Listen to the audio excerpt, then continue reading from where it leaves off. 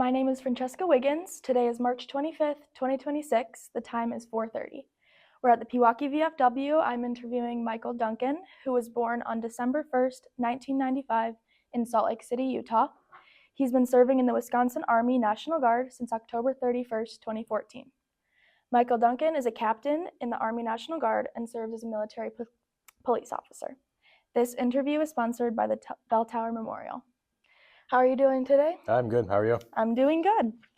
My first question is, what did you do before entering service? Yeah, so before I entered service, I was just like any other Army recruit. I was a high school student getting ready for college.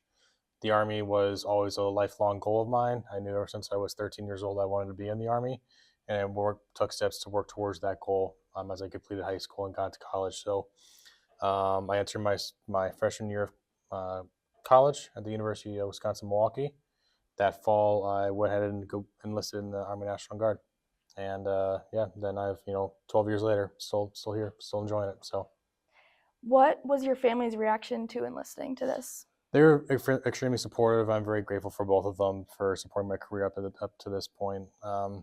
They were obviously nervous and concerned just due to the obvious risks that go along with service, but they knew that it was my passion, and they supported me every step in the way and helped me ultimately guide my career goals, so that I did what was best for myself and for my family as well. So they were extremely supportive. What would you say the main differences between Army National Guard and the Army are? Yeah, so the biggest difference between the regular Army and the Army National Guard is the Army National Guard. Um, it's a part-time force. We work 1 week in a month, 2 weeks out of the summer, with the exception of deployments, obviously when they come up, trainings when they come up, and then also the active duty. We guardsmen also have a dual mission between state and federal. So whereas the active duty Army is solely federal, National Guard is state and federal. So we have a mission to the state. If the governor needs us for a mission within the state, whether it be disaster relief, riot control, or anything along those lines, we're at the governor's disposal. At the same time, if big Army needs us for a active deployment to Iraq or Afghanistan or to Africa, where I went, then they can call us up for that. So we kind of have serve two purposes. Tell me about your early weeks in training and how you adapted to that. Yeah, my early weeks were tough. I enlisted as an infantryman, so my basic training was at Fort Benning, Georgia. Very demanding, very tough for me being a 19-year-old kid with not a whole lot of life experience. It was a culture shock. Going from playing video games in your mom's basement to getting screamed at by drill sergeants wasn't fun, but that's the purpose of the training, right? So you learn to adapt quickly, you learn to react under pressure, and you just get through it because that's what you sign up to do. So for me, the first couple weeks were rough. That's when the drill sergeants are the most strictest and the most tough, I guess. But again, like I said, you just work through it, get through the pain, and know that there's a light at the end of the tunnel. So always try to have a positive mindset when going through that type of training. Mm-hmm. So were the instructors like you expected or not really? Yeah, absolutely. They were tough. They were drill sergeants, and they were everything that you see on the YouTube videos. They would scream at your face, make you do a whole bunch of push-ups if you made your bed wrong, but all that was for a purpose. Mm-hmm. And as the months or the weeks went on, they turned more from like the scream in your face type drill sergeants to more of the mentorship type. So some of the most inspirational figures I've met through my Army career have been my drill sergeants. To become a drill sergeant, normally the top 10% of the non-commissioned officers in the Army wide get selected for it. So they're the best of the best, mm-hmm. and that's ultimately why that's why they're chosen to train you. Did you connect with like a specific one, or was it just kind of in general? There's one, Master at the time, Staff Sergeant Brad Theroff. He was probably the most. He really took the extra time to train you. He would spend more time outside of his duty day to do extra workouts with you. If you were struggling, he would lay into you. He would give it to you tough, but he would ensure that you met the mission standard. And just his passion for the infantry and for the Army really showed. And all of this he was by far a favorite drill sergeant. What do you think your most vivid memory of your time at training was? I think I think the most vivid memory I have is um, getting off the bus or getting onto the bus after getting picked up at the airport, getting down to Fort Benning, and it was in the middle of the night too. Unfortunately, my flight got delayed, so I didn't get there till probably midnight or 1 in the morning. But I'll never forget going through the front gates of Fort Benning and seeing this massive stone gate saying, "Welcome to Fort Benning, Georgia, home of the infantry." And that's where it really hit home that this is here. This is starting. And then I think I would say the second most impactful memory I had was just getting off the bus after getting picked up by the drill Mm-hmm. sergeants. First couple weeks of basic training are spent going through in processing. So picking up your uniforms, going through your medical checks, getting your pay figured out, all that more administrative Yeah. stuff.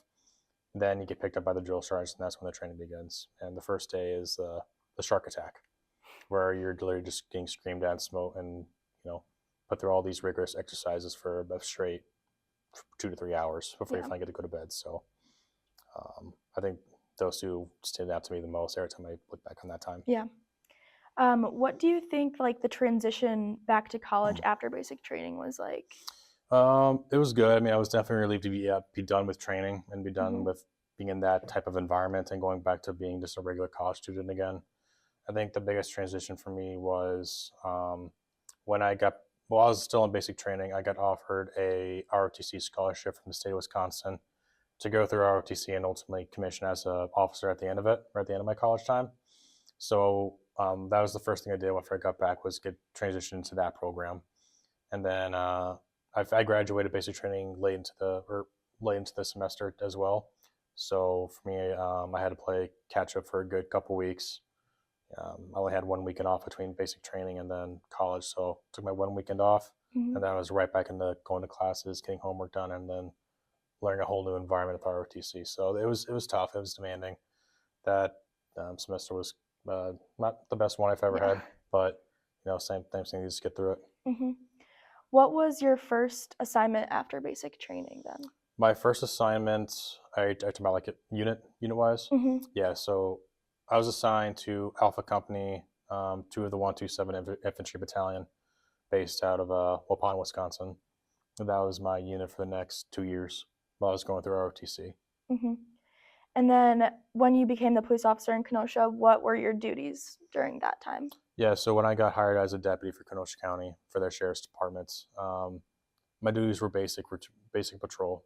Went through the academy, so that was my first duty, was getting done with training. Then I went through about 4 months of field training. So it's when you're in a car with a more experienced officer whose job is to train you while you're doing the actual job. So Mm-hmm. it's hands-on training, for lack of a better term. Yeah. But once I got through all the training, got through all that, I was assigned to second shift patrol for a year, and then I was reassigned to the court division, where I handled prisoner transport and then court security. Mm-hmm. What kind of civil unrest incidents were you called to control while in Kenosha? In Kenosha, well, I wasn't called for just Kenosha. My unit was activated for pretty much all unrest within the southeastern part of the state. Mm-hmm. So first it was Pewaukee after George Floyd unfortunately happened. Then it was Kenosha. And then it was just other small little pockets that came up during that summer. 2020 obviously was a very difficult year for everybody. So I think just a combination of the global shutdown and just the tensions relating from that, things just kind of exploded in 2020. Mm-hmm. So Milwaukee I would say was probably, it was our first good one, and I shouldn't say good one, but real mission. Yeah. Then went to Madison a couple times. Kenosha was by far the worst. We encountered a lot of violence there, unfortunately. And then Wauwatosa, and then we were activated throughout the rest of the year for various security missions. Yeah. So now to transition a little bit more into your deployment, what was your reaction to being deployed? I was excited. For me, finding out that I'm finally getting an opportunity to deploy to a country overseas Mm-hmm. was awesome to me. For me and for everybody that enlists to be in service, that's the ultimate end goal, is to get deployed, because that's what you sign up to do. For me, it meant not only was I going to be able to do my job in real world life and real world scenarios. Mm-hmm. But I'm going to get the opportunity to travel to different countries, experience different cultures, and ultimately get a life experience that you can't get anywhere else in the world. So for me, I was ecstatic when I found out. Yeah. What were your duties while in Africa? When I was in Africa, I was assigned as the Deputy Chief Protection Officer for the Combined Joint Task Force Horn of Africa. So my job and my team's job essentially was to manage site security for different bases assigned to us in Somalia. So if you look in this map here, and I don't know if the camera can see it or not, but we had bases in Mogadishu, Kismayo. It's not shown on here, but there's another base in Baladogle. There's another base in Kenya that I was assigned to. And then there's another sub base that we were assigned to in Djibouti where I was ultimately stationed. Yeah. So our job was to make sure that the sites down there had the security tools that they needed. So surveillance equipment, gun turrets, stuff like that to prevent an attack from Al-Shabaab, which was a primary threat in Somalia. Yeah. And then also, for me specifically, I managed a team of 4 contractors that would go out and do very detailed backgrounds on the local populace that wanted to come on these bases and work contracting jobs to make sure that they didn't have any ties to terrorist organizations. Yeah. So that was, in a nutshell, that was my responsibilities. And then what was your role as being the platoon leader? So for me, being a platoon leader, and this is before my deployment, this is more during the civil unrest time, my job was to essentially be responsible for managing a platoon of 30 plus soldiers. So for me, that involves creating training plans, running them through said training plans, managing the equipment, the vehicle maintenance, and the overall administrative duties or administrative stuff for the platoon. So when I was on mission in Kenosha and in the other sites they got sent to, I managed that platoon. I taxed them out to execute various subtasks, like go protect this road or go protect this building. And I was ultimately responsible for their safety and well-being as well. Yeah. What do you think the hardest weather hardship you had was? Weather hardship? I've seen 2 ends of the spectrum. I've seen super hot in Somalia and in Djibouti where it was like 120 degrees plus humidity. Yeah. Not fun. And then I've also seen extreme cold temperatures. So I think for me, for cold, it was just during a standard routine drill weekend where we were going out when I was still with the infantry. We went out to form a corps for a weekend to do field operations. And it just happened to be typical Wisconsin springtime weather. Super warm one day and then super cold the next. And unfortunately, we got the super cold. Yeah. So literally woke up with a pile of snow over me, and it was just blizzard conditions all day. Yeah. And that was rough. So I've seen both ends, hot and cold. How did you get to and from deployment, travel wise? We flew. We got sent down to our duties or our mobilization base, which for us was Fort Hood. We got prepared to go at Fort Hood, and then after we were finished and ready to go, we took a contract jet to Djibouti. It was a long flight, a 24-hour long flight, not particularly enjoyable, but got through it. Yeah. How did you stay in touch with family while you were there? Fortunately, at the base we were at, internet access was very accessible, so I was able to communicate as any other person would. I was able to use FaceTime to talk with them, make phone calls every once in a while, use Snapchat, Messenger, all that good stuff. So communication with them was fairly easy. And what did you do during your time off while you were in Africa? I did a lot. I worked out a lot. I think I got in the best shape of my life while I was over there. So yeah, physical fitness was a big one. Hanging out with my fellow teammates at different rec clubs that were out there. So There's a softball field. There's the gym, obviously, the basketball courts. Um, there's a kind of like a bar and restaurant on the base that we went to a lot just to kind of hang out and relax. Yeah. But then we would also go out into the city to enjoy, to see what the city had to offer. So we got to explore more of the culture in that regard. I also got my scuba certification there. So I learned how to scuba dive, and I went scuba diving in Hmm. the Gulf of Aden. Um, we also had the opportunity to swim with whale sharks. So we contracted with a local Djiboutian to take us down to on a little boat, go find the whale sharks that are migrating through the area at the Hmm. time, and we would go swim with them, and it was awesome. Are you still in touch with others who were in Africa with you? Yep, we stay in touch all the time. So that's the bonds you form on deployment are ones that'll never go away. You always stay Hmm. in touch with them. And then what would you say a day was like for you while you were there in Africa? A day was we would wake up. I would get dressed, do my hygiene, do all that, go into the office, and that would be in the office doing my work, making my phone calls, sending emails, tracking my projects, checking in with my contracting team. That would take me through till about 3 or 4 in the afternoon. That was the average day out there. It was very office heavy, unfortunately, Hmm. but there were some times where we got to go off out of out of Djibouti, out of our base, and go down and visit the substation. So I went to Kenya a couple times, got to explore the base down there, um, and then I went to Somalia a few times to check out our substations that were out Hmm. there that we were assigned to help protect. So, yeah, What do you consider to be your most important contribution during service? that's a tough one. I would say my greatest contribution is just being willing to serve. We're in a time Hmm. where military enlistments are down. Not a lot of people want to serve anymore for multiple reasons. It could be political or what have you. But I think for me, just being willing to sign up and being willing to go where the Army wanted me to go. Yeah.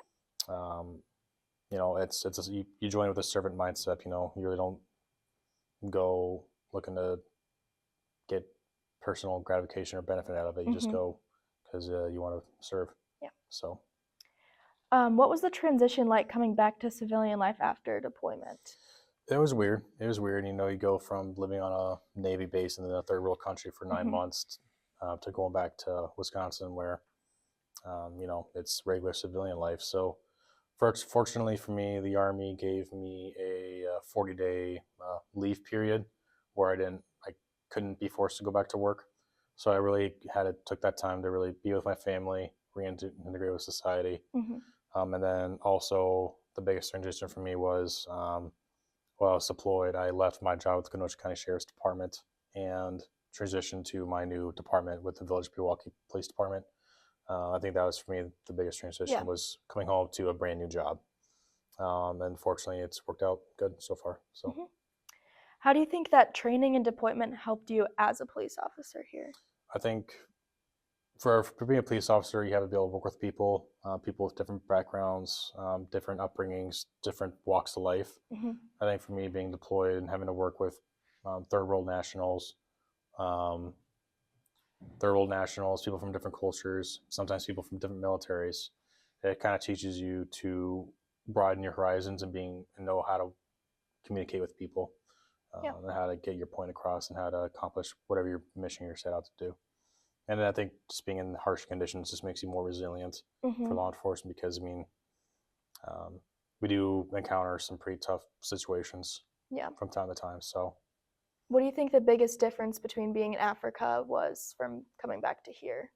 I think what people don't understand about Africa or third world countries is just how bad it can be over there Hmm. regarding the poverty. So I mean, when I got there, got on ground.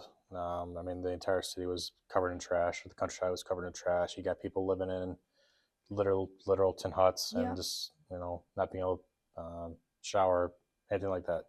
So I don't think people here understand how good we really do have it. Hmm. And yes, there's poverty here, and it's a problem. But I don't think people understand how bad it really could be, or how bad it it is over there. Yeah. So I think and I'm grateful to have that experience, just to know like, hey, it's, you got it pretty good in America. Yeah. So Do you think that you'll be activated for another deployment? I'm expecting I will be. So usually for National Guard deployments, they usually come around every 4 or 5 years for us. I'm expecting to get one within the next year or two. I've heard rumors about where we're going. I don't know what they are yet. Yeah. But may be coming in the near future. It could very well not happen either. So you never know until you get that official notification saying that you are deploying to whatever country they're deploying you to. Yeah. So we'll see. Would that like make you feel happy or like more in a negative way? I think I'd be excited. If I do get a deployment again, this time I think would be a little bit different because I'm getting married in November. Yeah. By the time I do deploy again, if it does happen, I'll be married. Who knows, maybe with a kid on the way too. So I think it'll be a little more difficult knowing I'm having to leave my own family that I just started for a significant period of time. But the financial compensation that comes along with it and the retirement benefits kind of make up for that. Yeah. Unfortunately, my fiance is super supportive of my military career and my service, so I'm lucky to have that kind of support. What were some of the life lessons you think you learned from service in the Army? I think some of the life lessons, some of the biggest ones I would say are resiliency, mental resilience. The Army taught me how to get through tough times by putting me through hard times. And having that resiliency is kind of what helped me get through law enforcement as well and get through some of the stuff that I've had to deal with as a police officer. I would say for leadership, for me being commissioning as an officer and being expected to lead soldiers at a very young age. Most second lieutenants are commissioned at 22 years old and have little to no life experience. So having to go through that trial by fire and learn how to be a leader at that level, at that age, it kind of forces you to adopt a leadership mindset and adopt a servant leadership mindset. And for me, being a newly promoted sergeant with the police department, those are skills that I've carried over with me. Just learning how to manage people, how to be a servant leader, understanding that, you're not a leader for yourself, you're a leader because you want to help other people, help the people that are under you and support them and guide them. And then I would say just gratefulness. Like I said before, with my earlier point about seeing a third world country for the first time, it really puts into perspective how good we have it, and never take things for granted. Yeah. Because it could always be taken away from you. It could always be so much worse. Usually is for somebody else. And do you think where you're working now, the people that you work with have similar background or different background than you? Yeah, I mean, I'm definitely not the only veteran. Captain Brett Marcoux, I know, has interviewed with you guys before in the past. I think maybe Travis Tyler as well, but most of I shouldn't say most, but a significant number of our officers at the Pewaukee Police Department are veterans. We just hired a new one just a couple of weeks ago. And then those that aren't military overall just kind of have the same mindsets and attitudes, because military and law enforcement are both very similar. They're very similar careers. Law enforcement in of itself is a paramilitary organization designed to ensure safety and security. So we all get along really well, and I think most of us have the same mindset. Though a lot of us don't. A lot of them, my coworkers, aren't military or weren't. Yeah. Do you think you are like where you are now is where you expected to be a couple years ago? I think so. Because a couple of years ago, I was coming back from Africa. I knew I was getting ready to transition to a new department. So I'm pretty comfortable where I'm at now, and I think where I'm at now is what I expected to be, and ultimately what I plan to be as well. When I was coming back and getting ready to transition. So, do you continue to stay with the Pewaukee Police Department? I do. That's a good department. It's really taking care of me, and I'm planning to be with it for the rest of my career until I retire. What are some of the life lessons you learned from service in the Army? Kind of same thing I said before: resiliency, mental toughness, leadership, dedication to service, and just pretty much teamwork as well too. I think that's one thing that I probably left out is understanding how important it is to be a team player, how important it is to not be in it for yourself and understand that there's a greater good and a greater task that needs to be accomplished that can't be accomplished by one person. Everything we do in the Army and in law enforcement is a team effort. There's no me, it's we. Mm-hmm. And I think that really taught me, or really helped me integrate well with law enforcement and work well with my shift partners. Yeah. What do you think the easiest and the hardest part of the military lifestyle was for you to adapt to? I think for me, the hardest thing to transition to was the mental rigidity that it sometimes requires. Mm-hmm. I think my first couple of years in the infantry were rough. The infantry in and of itself is a rough culture. It's a demanding culture for obvious reasons. They're the first ones they're the ones on the front line fighting the fight.